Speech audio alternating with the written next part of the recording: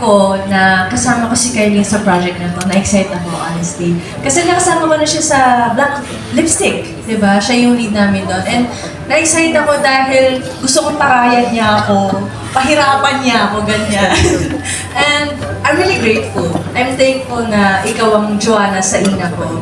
Kasi hindi ko naman talaga siya nabuo ko si Ina dahil din kay Joanna. Dahil sa kung paano binigyan buhay ni Kylie yung character ni Joanna. I'm really grateful and thankful na naka-work kita. Sobrang kulit nito! Kala niyo ba? Kunyari lang yan mamataray pero sobrang kulit. So, yeah, I'm happy to able to be work with you. Maraming salamat. Moment po namin ito. So ito na nga, Kate. Inaamin ko na. And then syempre, katulad nga po na sinabi ni Kate, nakapagtrabaho na po kami together sa Black Lipstick. Siya yung nagtataray sa akin doon, pero ngayon ako naman nagtataray sa kanya. And just like what she said, nabuo ko rin si Joanna dahil kay Kate. Dahil si Kate, she's a thinking actress. And nagbibigay siya ng emosyon sa thinking actress, yes po.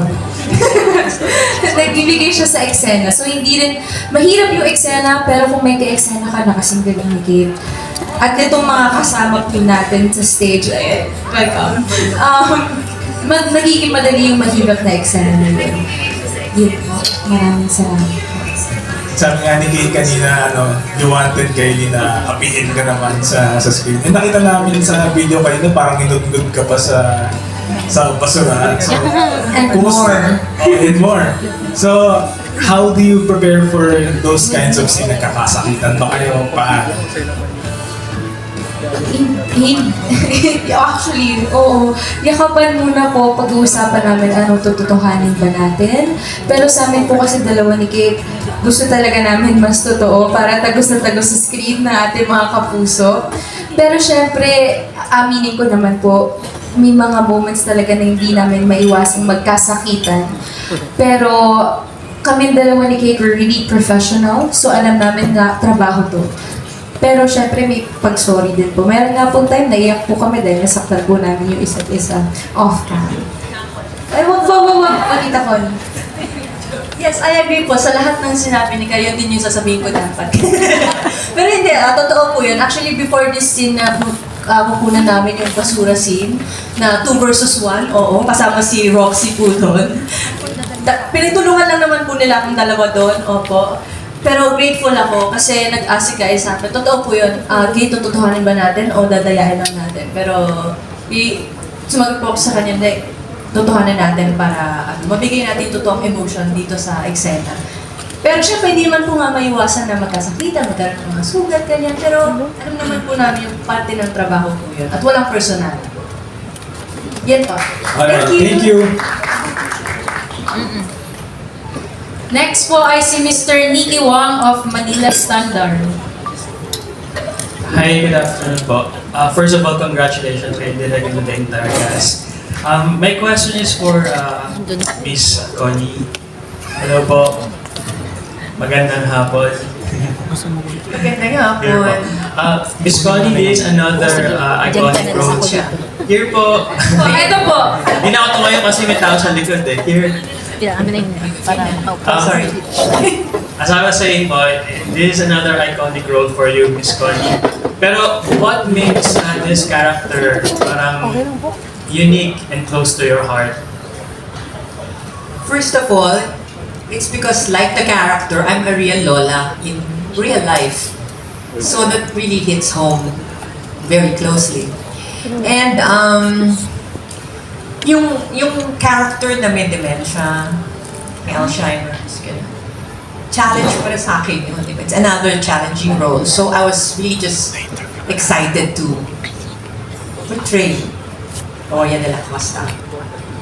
And also, parang comeback din po ito sa afternoon. Yes, you know, it's my 50th year this year in the entertainment industry. To be specific, last May 2024. I started in May of 1974. So, my first drama, Connie Reyes Mumar Drama Studio, was here in GMA. And that started in 1981. the year after I gave birth to my second child.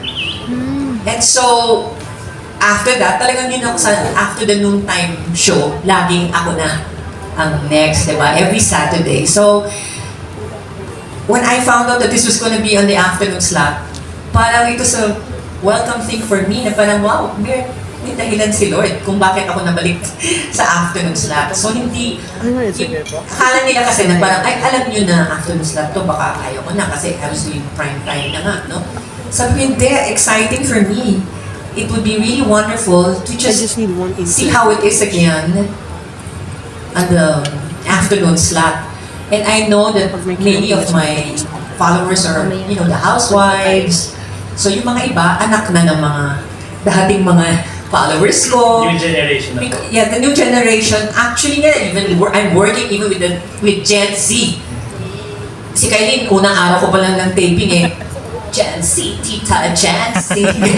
So, it's a blessing from God to be working and to be working alongside the Gen Z generation and the millennials. And also having as an audience, Gen Z. Kasi parang feeling ko, through the years, parang lagi ako binibigyan ni Lord ng iba-ibang show na pabata yung mga kasama ko.